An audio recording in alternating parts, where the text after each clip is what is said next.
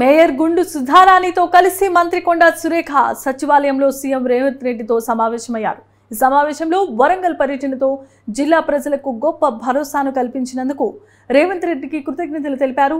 రాష్ట్రంలో అత్యంత వేగంగా పురోగమిస్తున్న వరంగల్ నగర ప్రగతిపై ప్రత్యేకమైన శ్రద్ధ పెట్టి నగర పురోగతికి కట్టుదిట్టమైన కార్యాచరణ ప్రణాళికను అమలు చేయాలని ఆమె సీఎంను కోరారు. వరంగల్ పురోగతికి కాంగ్రెస్ ప్రజా ప్రభుత్వం కట్టుబడి ఉంటుందని రేవంత్ తెలిపారు.